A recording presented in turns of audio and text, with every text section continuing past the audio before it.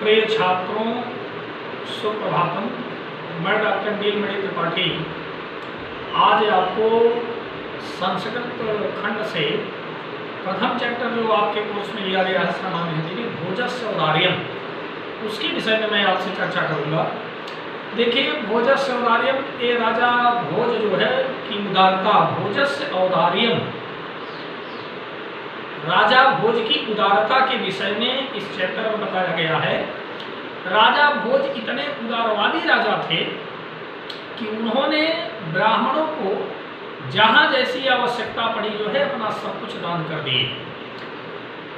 आपके कोर्स में जो उद्धृत है उसको हम लोग देखते हैं। ततः कदाचित द्वारपाल आगत्य महाराजम भोजन प्राह।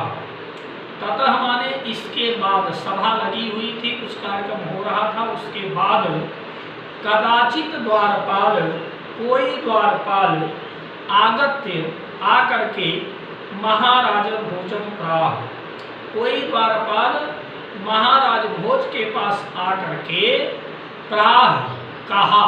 प्राह माने कहा, प्रधन आह, प्र उपसर्ग है और आह धातु है। क्या कहा? देव, देव माने राजन, ये राजा का विशेषण है। तो कहा, राजन कौपीन अवशेषो विद्वान द्वारि वर्तते। कौपीन अवशेषो, कौपीन माने लंगोटी, अवशेष माने शेष है, जिसके शरीर पर केवल लंगोटी मात्र शेष है, अर्थात लंगोटी को धारण किया हुआ विद्वान द्वारि वर्तते, दरवाजे पर खड़ा है। इति, ऐसा जो है राजा से उसने कहा। कौन कहा? द्वारपाल कहा। राजा, अब राजा कहते हैं प्रवेश, प्रवेश कराओ। इति, ऐसा प्राह कहा। राजा ने ऐसा कहा कि उस ब्राह्मण को प्रवेश कराओ। प्रविष्टा, प्रवेश करता हुआ, प्र उपसर्ग है, विष धातु है, अक्त प्रत्यय, प्रविष्टा। प्रविष्टा सह कवि, सह माने वह कवि, जिसके शरीर पर केवल लंगोटी मात्र शेष है, वह कवि भोजन आलोक्य, यहाँ पर दीर्घ संधि है, और दीर्घ संधि में भी क्या है यहाँ पर छात्रों देखिए, भोजन धन आलोक्य। तो एक सूत्र है संस्कृत में, अजहीनम व्यंजनम परेण संयोज्यम। अगर कोई अजहीन व्यंजन होता है तो उसको बाद वाले स्वर से जोड़ दिया जाता है। यहाँ पर कोई संधि नहीं है, संधि का नाम नहीं है, केवल संधिजन्य कार्य के रूप में यही सूत्र प्रयोग किया गया है। राजा भोजन आलोक्य, राजा भोज को देख करके वह ब्राह्मण क्या कहता है, अपने मन में सोचता है, अद्य में दारिद्र्य नाशो भविष्यति इति, आज मेरे दरिद्रता का नाश हो जाएगा। क्योंकि राजा भोज के विषय में वह पहले सुना था कि राजा भोज बहुत बड़े दानी हैं, तो आज अपने सामने उनको देख करके उसको यह आशा हो जाती है, वह अपने मन में विचार करने लगता है कि आज मेरे दरिद्रता का नाश हो जाएगा। भविष्यति इति, भविष्यत ये आपका भूधात लिट्रकार प्रथम पुरुष एक वचन का वाक्य है। भविष्यति इति और दीर्घ संधि, मत्वा इति मत्वा, ऐसा मान करके, तुष्टः संतुष्ट होकर के, हर्ष अश्रूणि मुमोच, खुशी के आंसुओं को गिराने लगता है। देखिए, आंसू भी दो प्रकार के होते हैं, एक खुशी के आंसू होते हैं, एक दुख के आंसू होते हैं। ये आंसू जो है रोते भी हैं, आंसू खाते भी हैं। मतलब आंखें जो है, आंखें आंसुओं को गिराती हैं, दुख में भी सुख में भी। ये आंखें बातें भी करती हैं, ये आंखें भोजन भी करती हैं।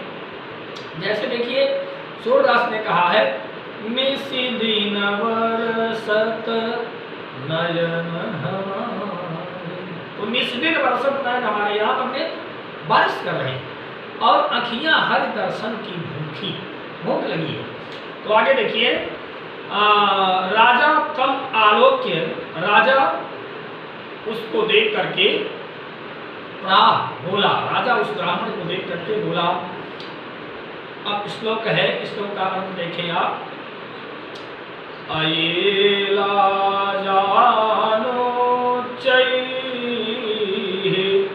पथि बचन माकड़ गृहिणी सिसौ करो यतना सुपीतवती दीनवदना मयि क्षीणोपाये यदकृतं दृशावश्रुबहुले तदन्तः मे शल्यां त्वमस्य पुनरोद्धर्तुमुचितः। तीसरे पंक्ति में इसको चढ़ाया जाता है। अब देखिए, अये लाजान उच्चैः पथि पथि वचनम आकर्ण, वह राजा से कहता है कि मेरे घर की स्थिति राजन कैसी है।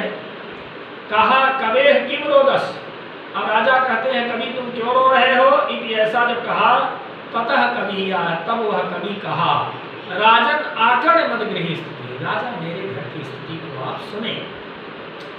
क्या कहा, अये लाजान उच्चैः पथि, पथि माने राही के द्वारा, राही के द्वारा, मार्ग में जाने वाले राही के द्वारा कोई मार्ग में चला जा रहा है और क्या कह रहा है, धान का लावा ले लो। लाजा माने धान का लावा, लाजा माने धान का लावा, या जिसको खीले आप कर सकते।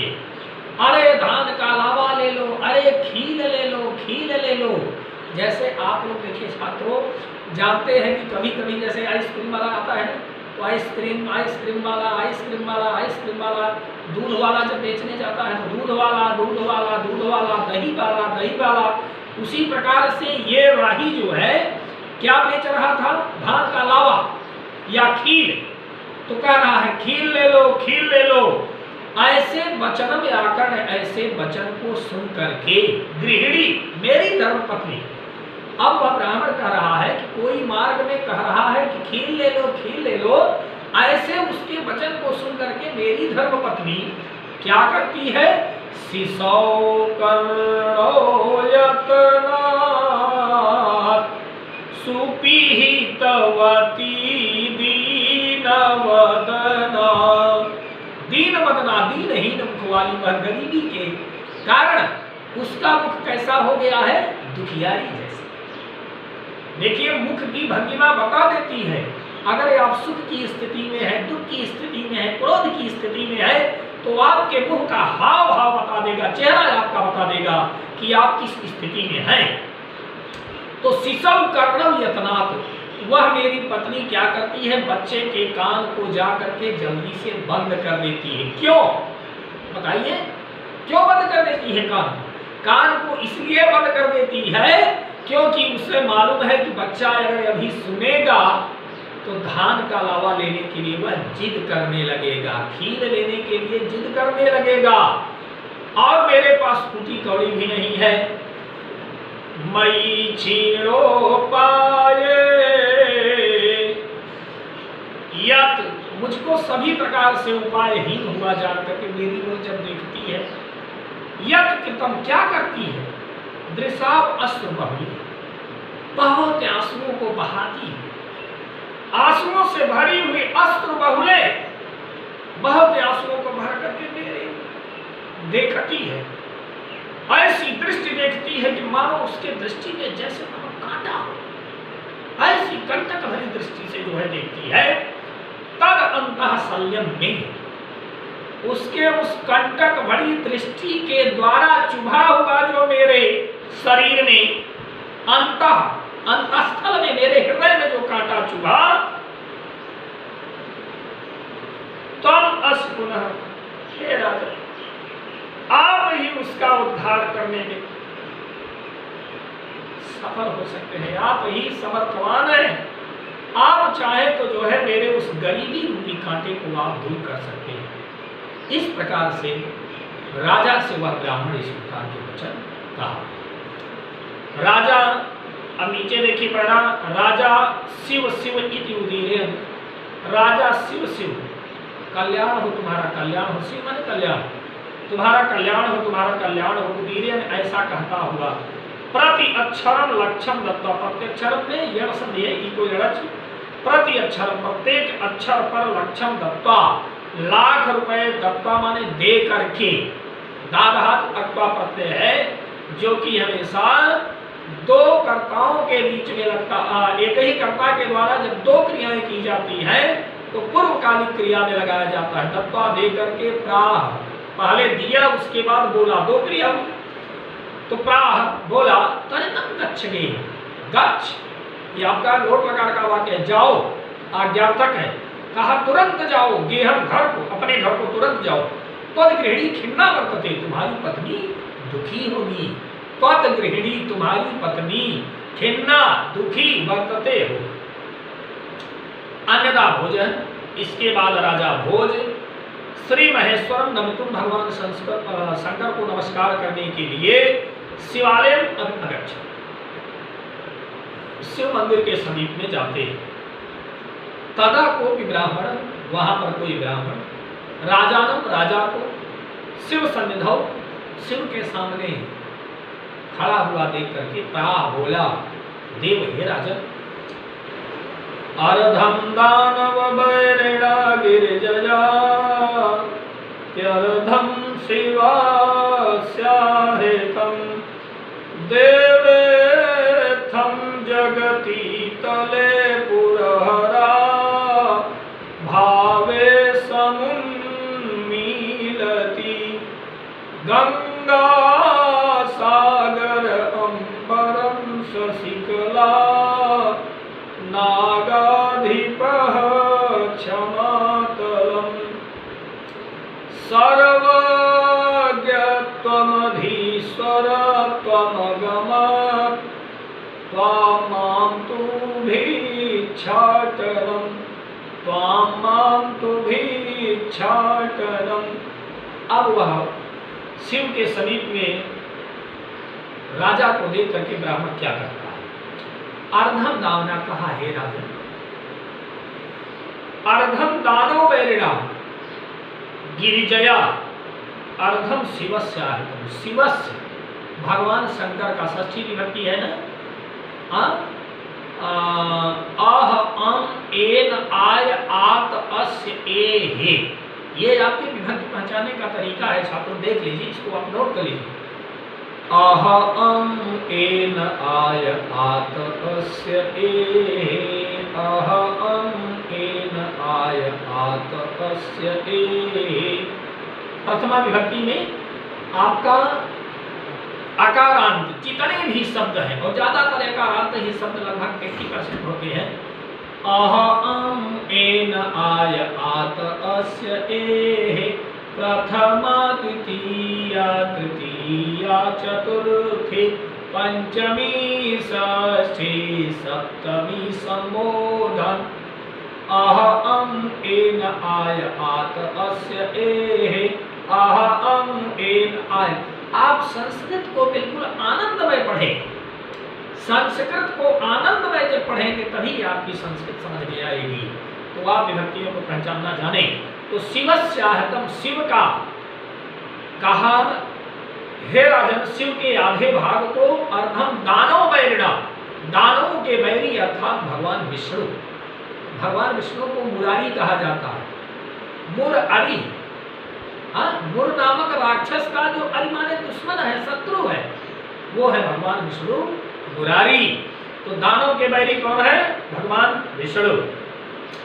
गिरिजया अर्धम, कहा आपके भगवान शंकर के आधे भाग को विष्णु ने ले लिया, गिरिजया, और आधा भाग गिरिजा यानी पार्वती जी ने ले लिया, क्योंकि पत्नी को अर्धांगिनी कहा जाता है ना, तो आधा जो है अर्धांगिनी पार्वती ने ले लिया और आधा विष्णु ने।